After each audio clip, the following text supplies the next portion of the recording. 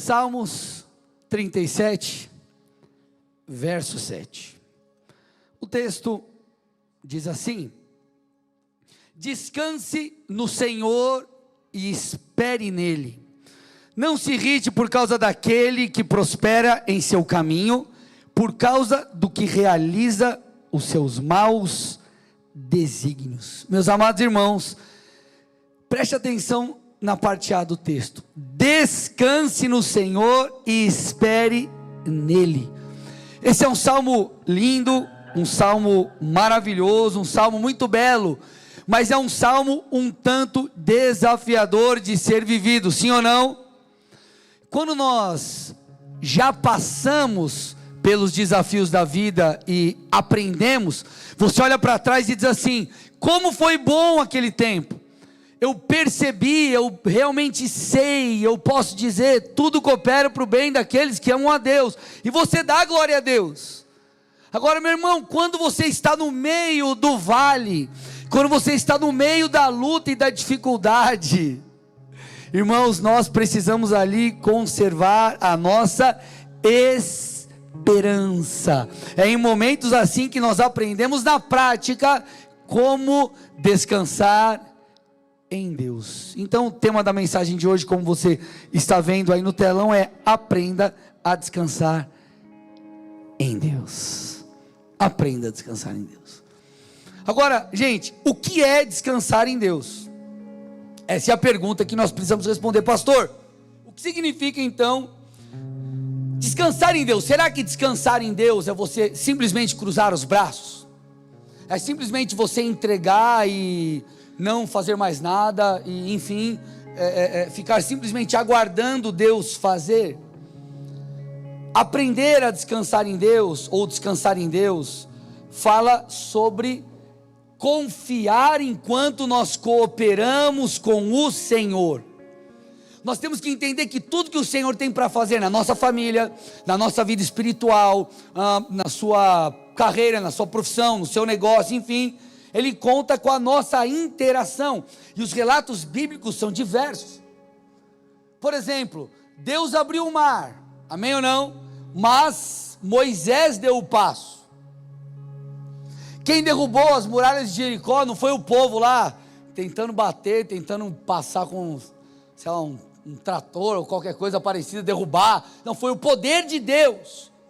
As muralhas de Jericó caíram pelo poder de Deus, mas o povo obedeceu, marchou ao redor e fez tudo aquilo que você sabe e já leu no livro de Josué. O Zé falou aqui sobre a multiplicação de pães e peixes.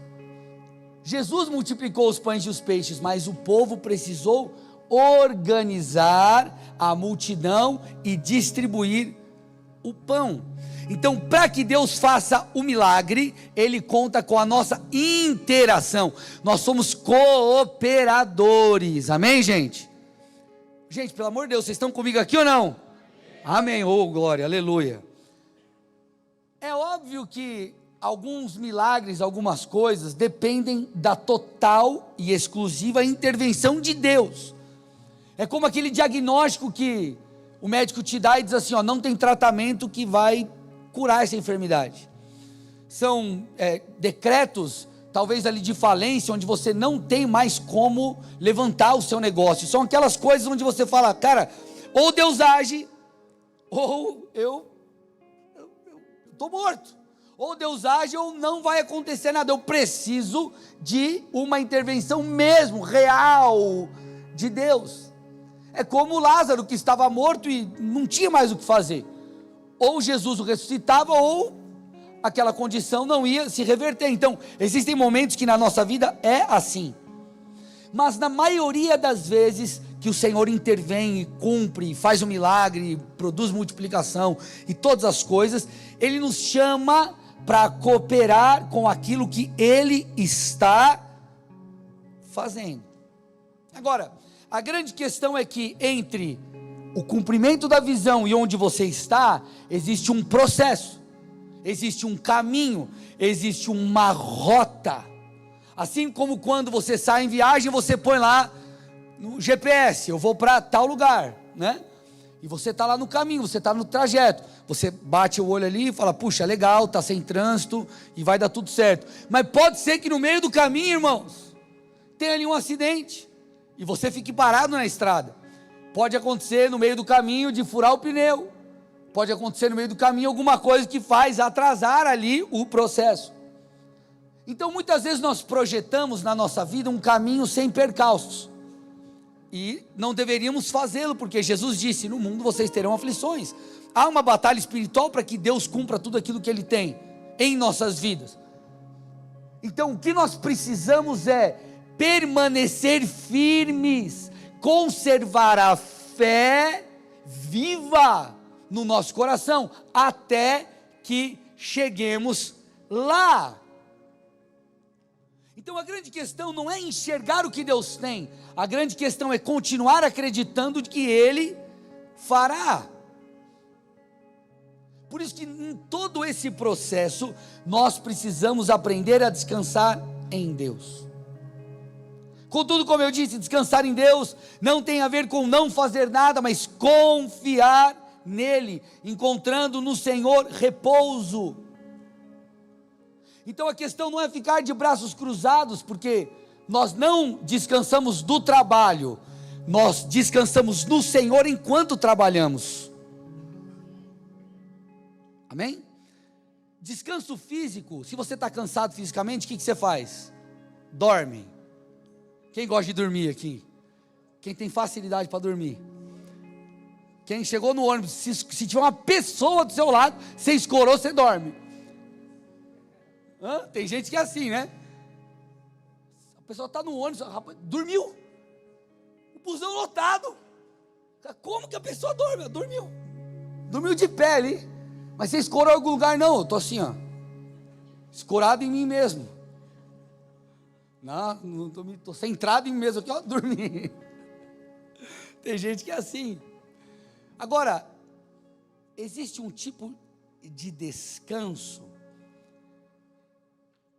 que ele é um descanso intencional. Eu escolho descansar em Deus enquanto eu estou caminhando em direção àquilo que Ele tem. Eu descanso a minha alma no Deus que faz o impossível.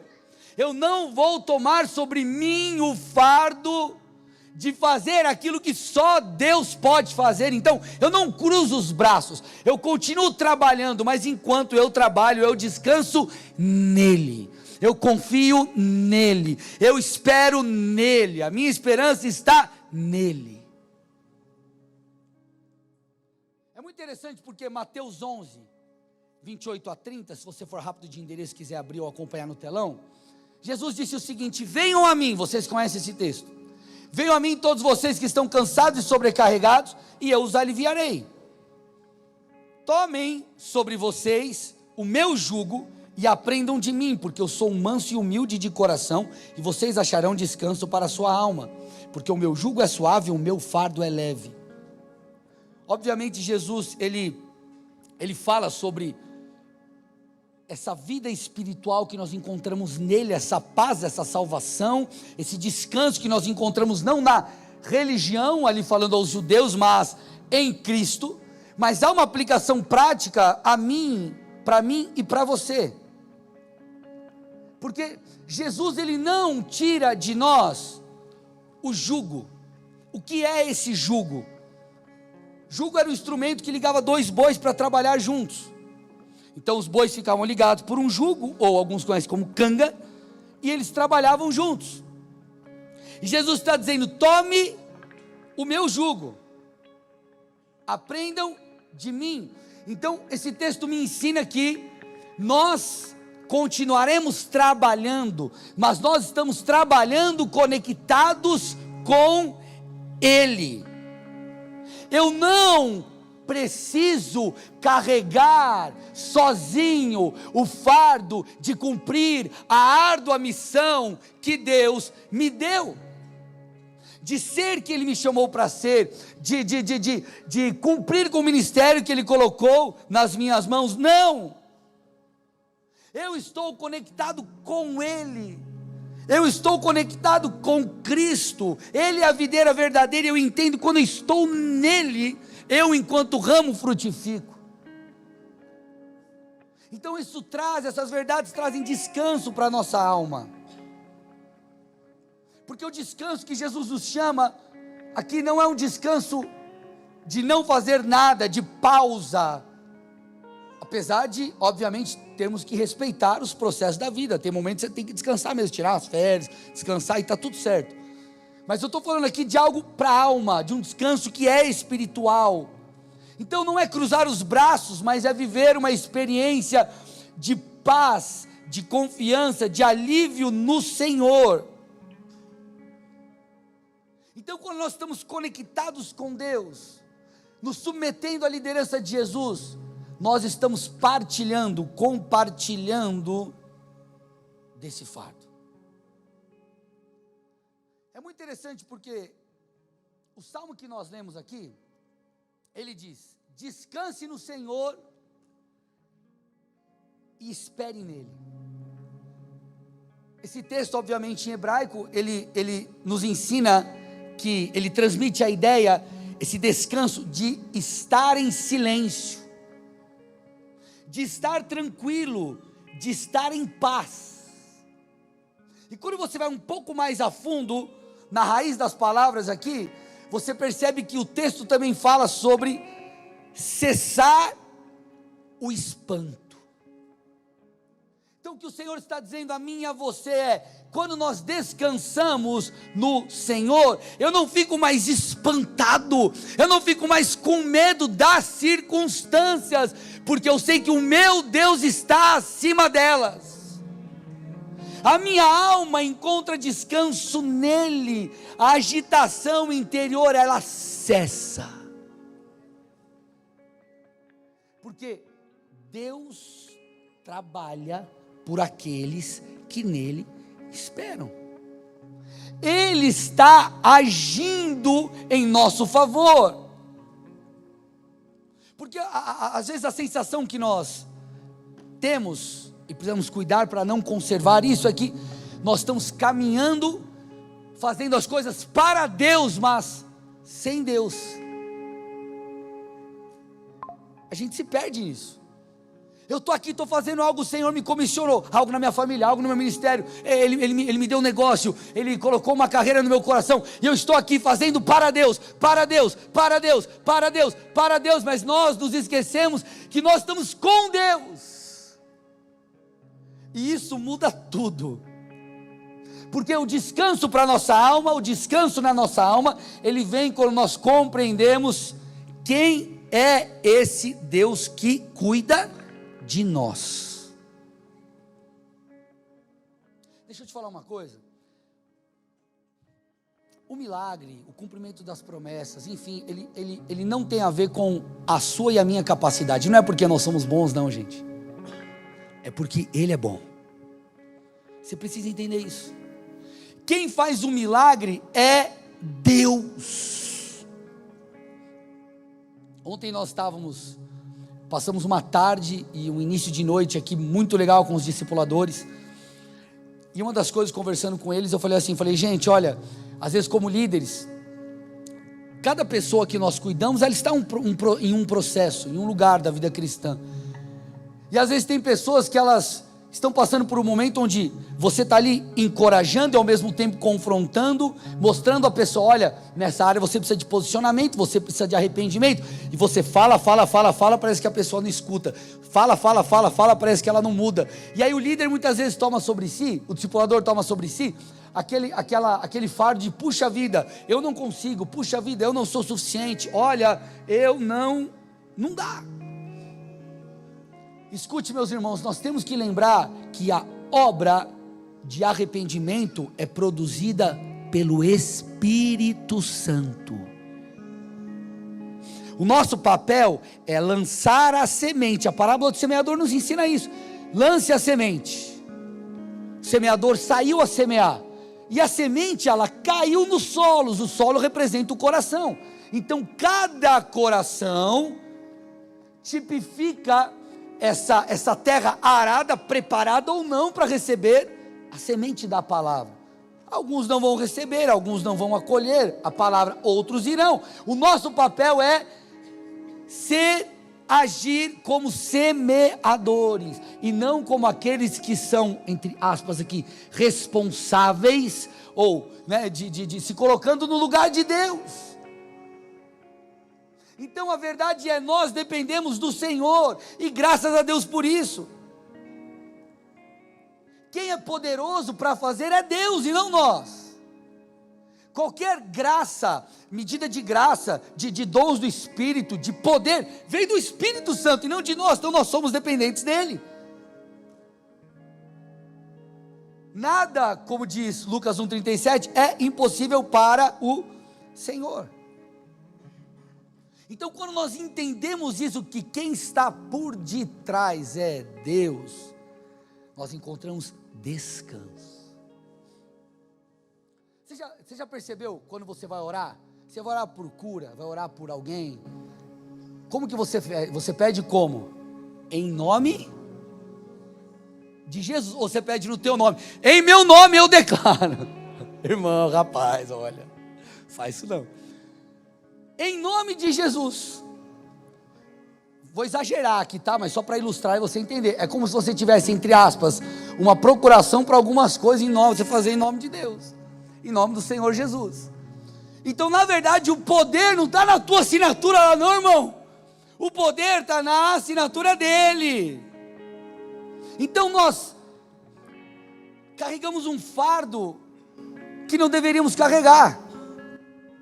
Deixa eu te falar uma coisa aqui, não tente tomar o lugar de Deus, procurando realizar o que só Ele pode fazer, porque senão você vai transformar aquilo que é por graça, em peso. Não tente tomar o lugar de Deus, quem faz é Ele, irmãos, nós somos totalmente dependentes do Senhor. Nosso papel é cooperar, e não tentar controlar, porque tudo vem dele, tudo é por graça. Por isso que muitas vezes a atitude mais poderosa, mais imponente diante das circunstâncias que nós teremos, sabe qual é? Dobrar os nossos joelhos e reconhecer diante do Senhor o quanto nós precisamos dele. Quem está aqui comigo? Olha o que Paulo disse, Efésios capítulo 6, versículo 10. Ele nos dá uma chave importante para isso. Ele diz, quanto ao mais, depois de trazer várias lições aqui, ele diz, sejam fortalecidos aonde, gente? No Senhor e na força do seu poder. Então Paulo traz diversas instruções, e ele diz, contudo, entretanto, enfim, presta atenção, seja fortalecido no Senhor, busque a força no Senhor, seja revestido do poder de Deus. Por isso que o mesmo Paulo escrevendo aqui, ele está escrevendo aos Efésios, lá aos Coríntios, em 2 Coríntios 12, 9 e 10, ele diz assim, então ele me disse, está compartilhando uma experiência, a minha graça é o que basta para você, porque o poder se aperfeiçoa na fraqueza. Aí ele explica, de boa vontade então, me gloriarei nas fraquezas, para que sobre mim repouse o poder de Cristo.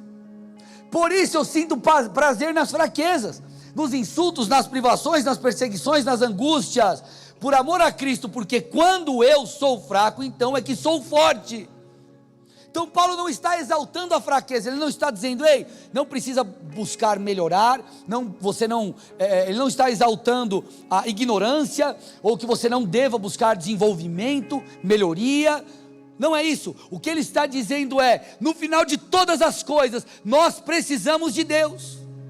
No final de todas as coisas, é Ele quem dá a força, o vigor e a graça, para que vivamos aquilo que Ele tem. O mesmo Deus que gera o arrependimento de pecados em nós, é o Deus que nos dá graça para progredir em santificação. É o mesmo Deus que nos santifica, aquele que nos convence, aquele que nos ajuda a tomar posição.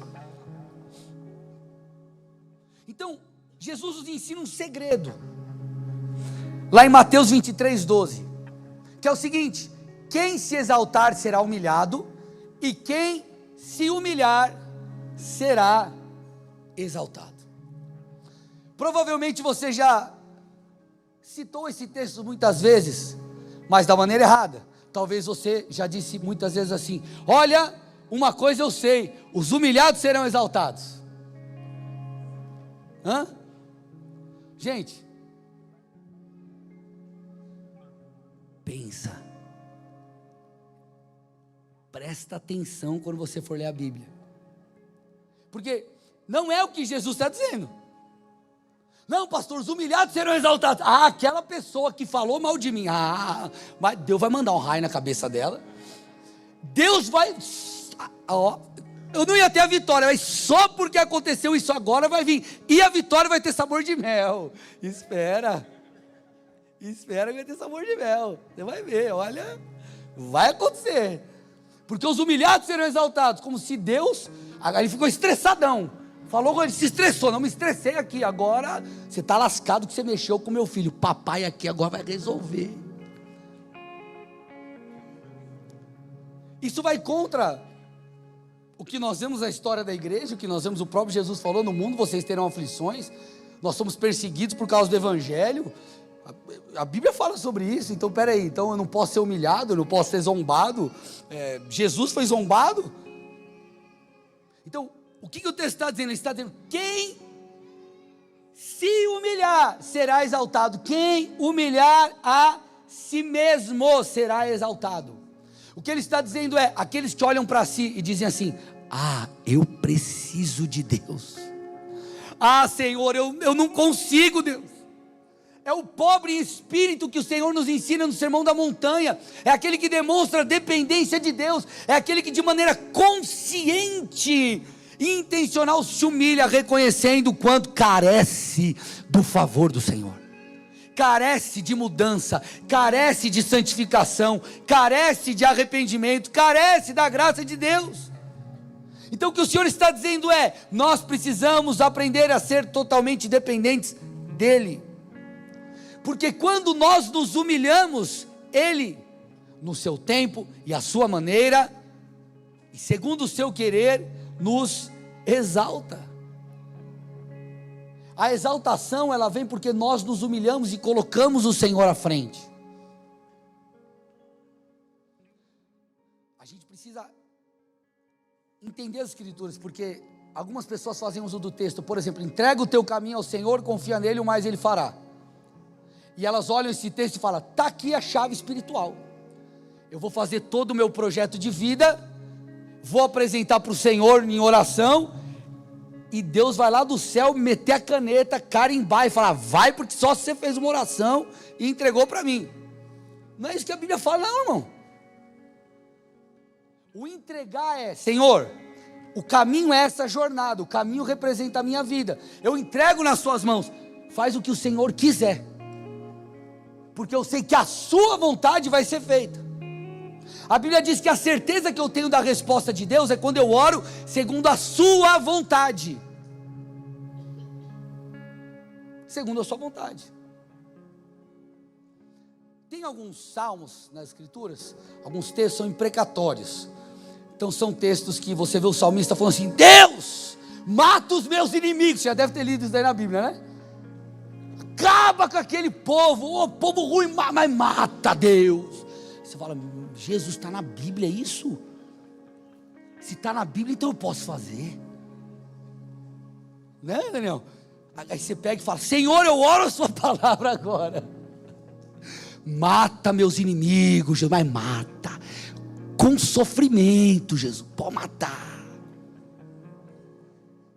A Bíblia não esconde os erros dos homens de Deus, e aqueles textos, na verdade, eles não estão como uma validação de algo que você tem que fazer. O salmista, quando ele escrevia, ele não estava ensinando o povo a fazer aquilo, ele estava rasgando o seu coração na presença de Deus, como muitas vezes nós chegamos e fazemos. Senhor, na minha vontade é que o Senhor matasse, mas Deus, eu só estou abrindo meu coração, tá? Tem misericórdia de mim também. Não sei nem por que eu estava falando isso, acho que alguém quer matar alguém aqui, e Deus está falando. Deixa eu voltar aqui que eu já me perdi. Jesus falou, aleluia, olha aí, ó. Sei lá onde que eu estava aqui.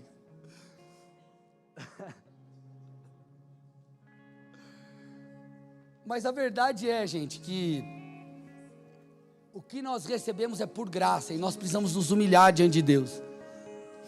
Nós precisamos reconhecer o quanto nós precisamos dEle. E quando nós entendemos o quanto dependemos dEle, quem Ele é, e que tudo acontece por graça e por Ele, nós descansamos no trabalho. Eu quero, através de alguns textos, conversar com vocês. Eu chego num ponto crucial da mensagem, eu preciso da sua atenção. Quando Paulo vai falar aos Filipenses, ele diz assim, Filipenses capítulo 2, versículo 13, ele diz assim, Deus é quem efetua em vocês tanto o querer quanto o realizar. Você me ouviu já falando muitas vezes sobre esse texto, mas esse texto aqui comunica essa verdade. Ela nos ajuda a descansar a nossa alma, porque na verdade todo o processo daquilo que Deus vai fazer começa com Ele e termina com Ele. Nós somos apenas o meio, nós somos apenas o instrumento, nós somos apenas a ferramenta. Deus coloca sonhos, Ele nos capacita, Ele nos dá sabedoria e Ele cumpre o que prometeu. Então nele estão o querer e o efetuar. Quando nós entendemos isso, nós encontramos descanso para a nossa alma. Ei, peraí, eu sei, quem vai fazer é Deus. Pode estar difícil, eu posso estar enfrentando momentos de grande tensão, mas eu sei, tudo isso veio dEle, e se veio dEle, Ele cumprirá.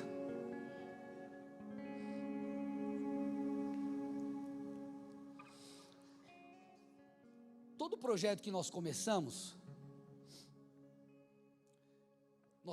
pelo começo, óbvio, né? Mas você vai entender onde eu vou chegar. E nós construímos algo. Deus, Ele é eterno. O que significa que Deus é eterno? Deus não tem data de nascimento, irmão. Nós viveremos na eternidade, com o Senhor ou no inferno, é o que a Bíblia diz. Isso vai depender da nossa escolha, por Cristo ou não, amém? Isso é um fato, e nós viveremos a eternidade, e por mais que nós viveremos na eternidade,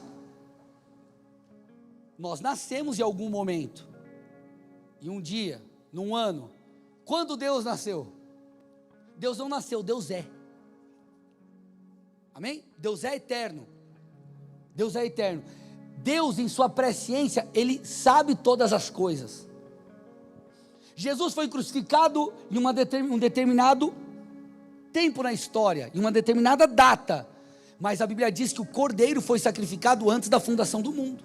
O que eu estou tentando te dizer? Deus conhece todas as coisas, Deus em sua presciência, Ele sabe o que vai acontecer. Então quando Deus nos chama, por mais que você se sinta incapaz, Ele já está vendo o que Ele determinou para você.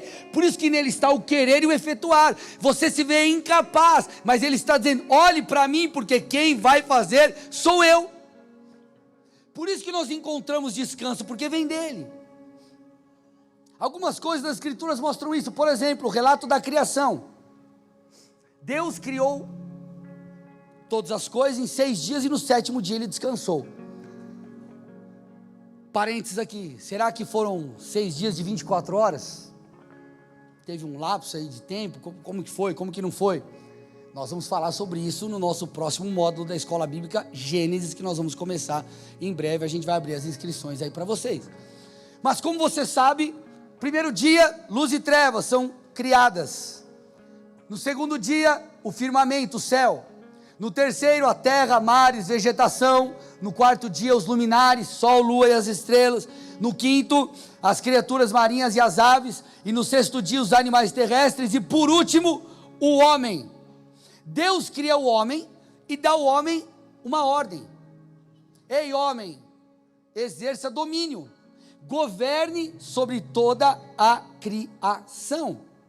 Só que perceba, Deus cria o homem por último. Deus cria o homem por último e coloca ele para governar tudo que Deus já havia criado. Sabe o que isso me mostra? Me ensina de forma muito prática que quando Deus me dá uma tarefa, isso revela que Ele vai providenciar tudo que é necessário para que a gente a exerça. O Deus que nos posiciona e diz: ei, governe sobre a criação, Adão, humanidade, é o Deus que falou: olha, eu já providenciei todas as coisas para que você governe sobre ela. Então, se Deus nos escolheu, isso me ensina que Deus vai me capacitar, Deus estará comigo, Ele vai à frente, Ele luta por mim, eu posso então confiar que Ele vai fazer aquilo que parece impossível aos meus olhos. A mesma dinâmica, o mesmo entendimento nós vemos na história da igreja, na maneira que Deus expande o seu reino. Você conhece o texto, Mateus 28, 19 e 20. Vão e façam discípulos, Jesus diz, discípulos de todas as nações, batizando-os em nome do Pai, do Filho e do Espírito Santo, ensinando-os a guardar todas as coisas que eu tenho ordenado a vocês. Eis que estou com vocês todos os dias até o fim dos tempos. Então Jesus diz: vão, façam discípulos. E isso acontece. Você vê ali em Atos, no início de Atos, o Espírito Santo desce, a igreja ali se inicia a era da igreja, os filhos de Deus se espalham, o mundo romano é tomado pela mensagem do Evangelho, a mensagem se expande e chega aonde chegou. Só que, olha que interessante, quando a era da igreja começa, ela começa a partir do fim. Como assim, pastor? Ela começa a partir da conclusão da obra de Cristo. Jesus fez o principal. O Pai envia o Filho, Jesus vem à terra e Ele vem buscar aquilo que estava perdido. Ele fez o principal, Ele fez o mais difícil, morrer pela humanidade. Na cruz Ele disse: está consumado. E a Bíblia diz em João 19,30 que quando ele inclina a cabeça e Ele entrega o Espírito, eu estou me entregando, eu não estou sendo morto não, eu estou entregando o meu Espírito. Então o que a igreja faz é ir e comunicar aquilo que Jesus já fez. Ei, Jesus morreu por você, ei, Ele morreu no seu lugar. Ei, você pode ser salvo pela fé. Ei, se arrependa dos seus pecados. Ei, se volte a Deus. O cristianismo, a igreja começa com o está feito. E o poder da igreja está naquilo que Cristo fez. Nós começamos a partir de algo que o Senhor deixou pronto. O que eu estou tentando te mostrar é que toda visão que Deus te dá, Ele providencia e providenciará tudo que é necessário para que se cumpra. Gente, eu quero que você entenda algo aqui. Jesus vem, chama os seus discípulos, 12, 70, as coisas vão acontecendo, uma multidão começa a seguir Jesus, e Jesus começa a fazer discípulos. Só que você diz assim: pastor, Jesus era Jesus, Jesus fazia discípulos, é claro, só que Ele chama ali os 12, e depois comissiona um monte de gente, tudo um bando de mal acabado, tipo a gente, e ordena que dê continuidade àquilo que Ele estava fazendo. Irmãos, os discípulos brigavam para ver quem era o maior, eles brigavam para ver quem era o maior. Eram pessoas que muitas vezes, como nós, olhamos e falamos: cara, peraí, será que eu vou ter condição de viver aquilo que Deus tem? Será que o Senhor vai cumprir aquilo que prometeu? Só que aí nós vemos o agir do Espírito Santo, produzindo transformação nos corações, e tudo isso acontece porque o Senhor já fez tudo aquilo que era necessário. Ele fez o principal, Ele morreu na cruz. E às vezes nós estamos carregando um fardo pesado. Cara, mas eu acho que não vai dar. Deus falou, mas eu acho que não vai dar. Puxa, o Senhor disse, mas eu acho que é muito difícil. Olha, eu estou tentando. Olha, eu estou me esforçando. Olha, e você está cansado, desgastado na sua alma. Só que o Senhor está dizendo: ei, eu já fiz o principal. Só vai e prega o Evangelho. Só vai e faz aquilo que eu pedi. Faz a sua parte, porque a minha, que é a principal, é a mais difícil, eu já fiz. quando eles saem, quando você olha no relato ali da igreja primitiva, a grande explosão aconteceu por quê? Porque Jesus, ele ressuscitou. A mensagem da ressurreição de Cristo era uma mensagem poderosa, e eles só saíam e falavam daquilo que o Senhor, quem o Senhor era, sobre a obra de Cristo da cruz. Eles iam debaixo do poder do Espírito, não era debaixo do poder deles.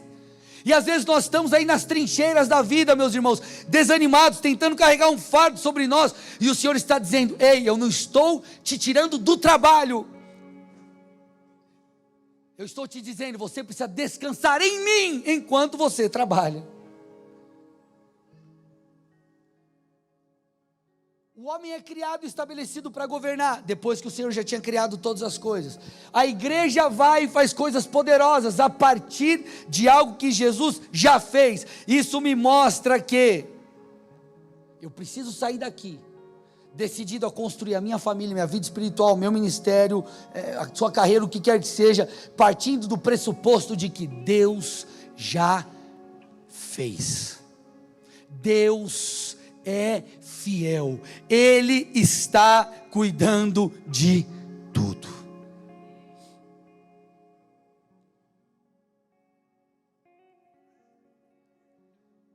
Nós cansamos em nossa alma porque nós olhamos para nós, e Deus está dizendo: olhe para mim. Salmo 121, versos 1 e 8, olha que interessante, 1 a 8. Elevo os meus olhos para os montes, e aí ele pergunta: de onde me virá o socorro? Versículo 2: o meu socorro vem do Senhor, que fez o céu e a terra. Olha isso, gente. Ele não permitirá que os teus pés vacilem, não dormitará aquele que te guarda. É certo que não dormita, nem dorme o guarda de Israel. O Senhor é quem te guarda, o Senhor é a tua sombra à tua direita. 6.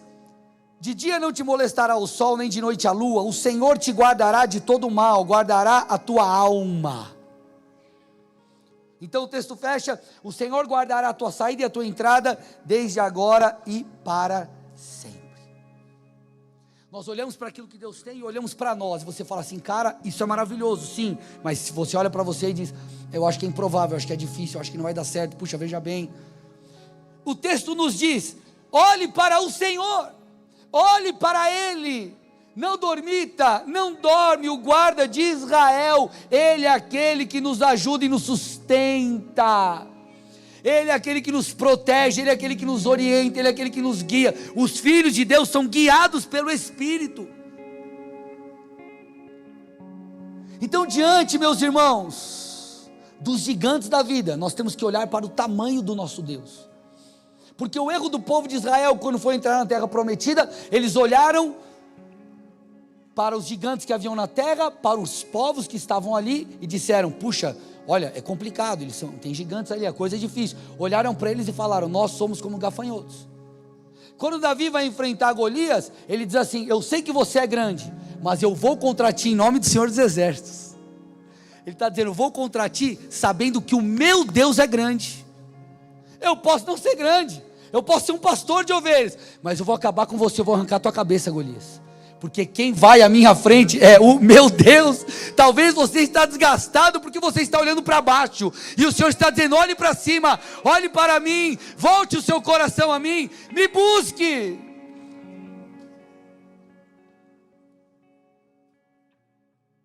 E por que isso é interessante? Porque, irmãos, a jornada com Deus, ela é uma jornada, muitas vezes, em muitas coisas que nós vamos fazer, uma jornada de fé mesmo. Não estou falando da fé no aspecto de crer em Cristo como teu Senhor e Salvador. Estou falando de crer que o Senhor vai cumprir. Quando nós vamos para alguns textos, por exemplo, Marcos 5,34, o Senhor disse: filha, a sua fé a curou. Vá em paz e fique livre desse mal. Então nós vemos relatos que o Senhor fez um milagre porque Ele achou por bem que tinha que fazer um milagre. Nós vemos ali a multiplicação de pães e peixes. Existem outros milagres que aconteceram porque fé foi expressada. Existem momentos na nossa vida que nós vamos precisar chegar diante do Senhor e falar: Senhor, eu creio, eu demonstro fé, eu realmente creio naquilo que o Senhor falou. E se essa é uma verdade, o oposto também é válido, que é o quê? Se eu não creio, eu não viverei algumas coisas. Então nós precisamos conservar a chama do nosso coração acesa, como eu disse no início, nós precisamos conservar a fé em nosso coração. Agora, a fé que nós precisamos conservar, não é a fé de que Deus pode fazer, é a fé de que Deus fará. São coisas diferentes, amém? Tem coisas que você não sabe, puxa, será que Deus vai fazer ou não? Porque você não teve uma direção, não está claro. Agora tem coisas que Deus falou, eu vou fazer na sua vida. Tem coisas que estão na palavra e você sabe, olha, isso aqui é do Senhor mesmo, então eu creio e eu vou viver isso aqui. Nisso nós precisamos crer que Ele fará e não que Ele pode fazer, porque aí é onde há a grande luta, o grande embate por causa da fé. E muitas vezes nós cremos que Ele pode fazer, mas não cremos mais que Ele fará, porque nós perdemos a referência de quem Deus é. Nós perdemos a referência do seu poder. Então nessa noite nós vamos escolher sair daqui, aprendendo a descansar no Senhor. Por mais improvável que seja, você vai olhar para Deus e não para as circunstâncias.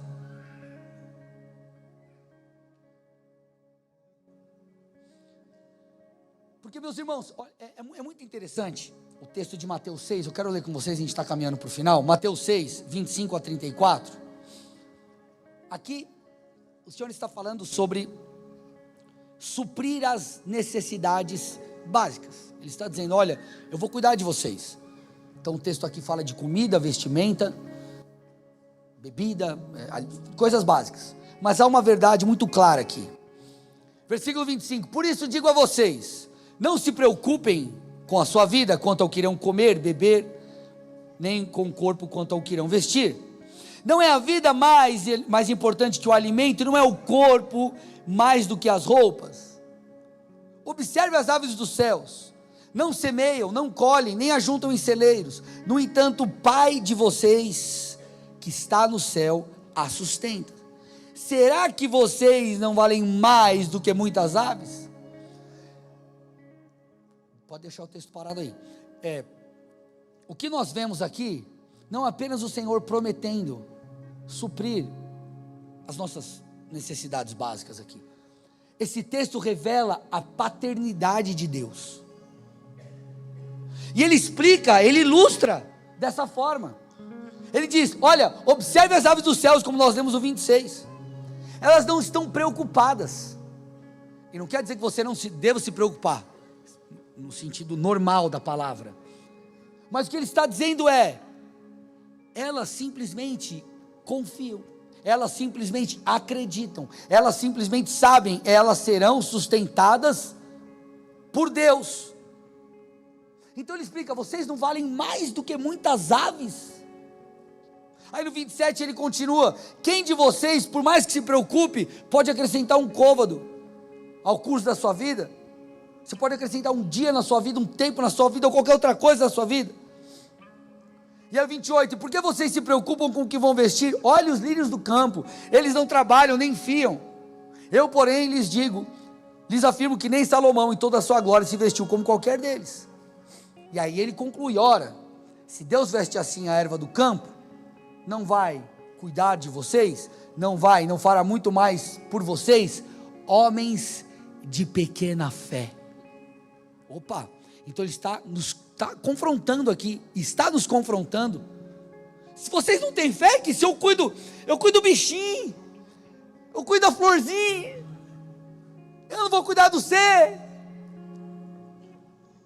E aí ele vai para o 31, portanto não se preocupem dizendo o que nós vamos comer, o que nós vamos beber, ou o que nós vamos vestir. E ele diz, porque os gentios ou seja, aqueles que não creem em Deus, não têm relacionamento com Deus, eles que procuram essas coisas. Aí ele diz, o pai de vocês, ele está dizendo, olha, mais vocês deviam saber que tem um pai, e o pai que está no céu sabe aquilo que vocês precisam. Então ele diz, façam o seguinte, 33, busquem em primeiro lugar o reino de Deus e a sua justiça, e todas estas coisas vos serão acrescentadas. Deus é Pai. Um Pai que nós podemos colocar a nossa esperança. O problema é que nós julgamos Deus a partir da perspectiva humana. Então vamos imaginar que você chega para o seu filho e fala assim, olha filhão, vou te dar aí no Natal um PlayStation 5. Eita glória, né? Eu queria para mim, né? Vai dar para o filho, né? Enfim. Claro que você vai jogar também, né? E lá em casa, cadê o Deco? O Deco não está aí. Lá em casa, quem domina no futebol aqui, é o papai ainda. Está crescendo ainda, porque lá tem quem ganha ainda no Xbox. Mas você está lá, você fala, filhão, vou te dar aí um Play 5 no Natal. Aí, glória a Deus, né? Aleluia. Aí, chegou na semana seguinte, estamos aí em agosto, semana seguinte, bateu o carro. Aí você fala, rapaz, bateu o carro, já foi o dinheiro. Passou mais um tempo, a esposa chega e fala assim, olha, quebrou aqui a máquina de lavar, a geladeira, o micro-ondas. Meu misericórdia, quebra tudo uma vez. Dá para consertar? Não, tem que comprar novo. Você fala, meu Deus do céu, tá bom. Aí passa mais uns 15 dias, você recebe uma ligação do RH. É para uma promoção? Fala, não. É para uma demissão.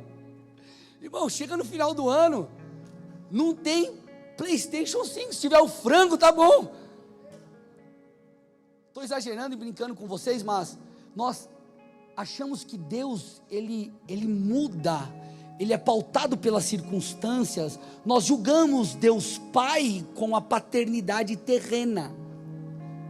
Só que deixa eu te falar uma coisa, Deus é poderoso para fazer o impossível. Ele é o Deus provedor. Não há circunstâncias que podem pará-lo, não há nada que pode impedi-lo. Agindo Deus, a Bíblia diz, quem impedirá? Não há quem se levante contra Deus. Então escute, não depende das circunstâncias, depende da nossa fé, depende da intervenção divina. Ele é Pai, Ele é Pai. Quer ver a principal obra de todas que Deus fez? Foi salvar eu e você. Meus irmãos, nós estávamos perdidos. Você jamais quis entrar na igreja. Hoje você clama a Deus e fala, Senhor, eu me arrependo dos meus pecados, me santifica. E você é transformado, porque essa foi a principal obra. O que é para Deus fazer todas as outras coisas que Ele prometeu, se Ele quebrantou o seu coração pela mensagem do Evangelho e pela chamada ao arrependimento? Olha o que diz Romanos 8:32. Que diremos então à vista dessas coisas? Se Deus é por nós, 31, se Deus é por nós, quem será contra nós? 32, aquele que não poupou o seu próprio filho, mas por todos nós o entregou, será que não nos dará graciosamente com ele todas as coisas? Meus irmãos, vamos lá. A gente tem que sair daqui cheio de expectativa e renovados, crendo que Deus vai cumprir tudo aquilo que Ele prometeu. Nós precisamos aprender a descansar no Senhor. Escute, meus irmãos, haverão batalhas, dificuldades, lutas, tudo isso faz parte. Agora, quando nós entendemos quem Deus é, nós descansamos enquanto construímos aquilo que Ele nos chamou para construir em Seu nome. E eu termino com isso. O que nós precisamos fazer? Nós precisamos fazer algo que 2 textos bíblicos nos ensinam. O primeiro deles é 1 Pedro 5:7. Lancem sobre Ele todas as suas ansiedades, porque Ele cuida de vocês. Irmãos, é uma afirmação, Ele cuida de vocês, ponto. Então lance a sua ansiedade, coloque diante dEle aquilo que você tem sentido, rasgue o seu coração na presença de Deus.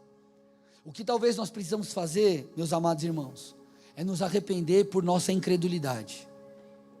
O que talvez nós precisamos fazer nessa noite, é nos arrepender de perdermos de perspectiva quem Deus é. Nós precisamos fazer o que Filipenses 4, 6 e 7 diz. Não fiquem preocupados com coisa alguma. Olha o que diz o texto. Não fiquem preocupados com coisa alguma, mas em tudo sejam conhecidos diante de Deus os pedidos de vocês, pela oração e súplica com ações de graças. Olha que interessante isso aqui, estou terminando. Com ações de graças. Sabe o que isso mostra? Eu já estou agradecendo antes de eu viver. Por quê? Porque eu creio. Nós vamos sair daqui não mais como aquele que crê que Deus pode, mas nós sairemos daqui crendo que Ele fará. Então, Senhor, eu entrego diante de Ti essas pressões da minha alma, mas eu já Te agradeço, porque o Senhor vai fazer. Aí o texto diz, ele no versículo 7 mostra o resultado, e o resultado é, e a paz de Deus, que excede todo o entendimento. O que é isso? Que excede as circunstâncias. Ela não é pautada nas circunstâncias, ela guardará o coração e a mente de vocês em Cristo Jesus. A paz de Deus guardará nosso coração e mente.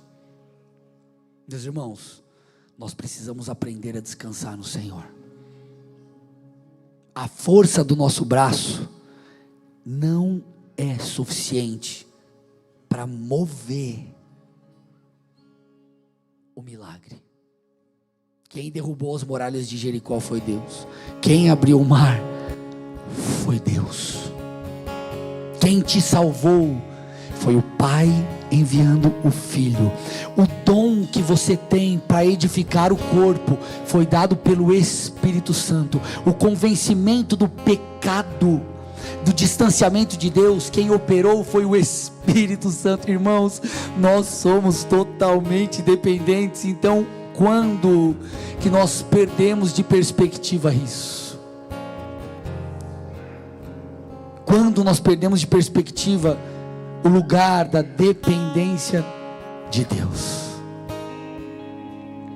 Então, descansar não significa parar, você vai continuar, mas significa confiar e colocar Deus à frente. É como nós víamos no Antigo Testamento, a arca, a presença de Deus ia à frente, ela era a principal coisa.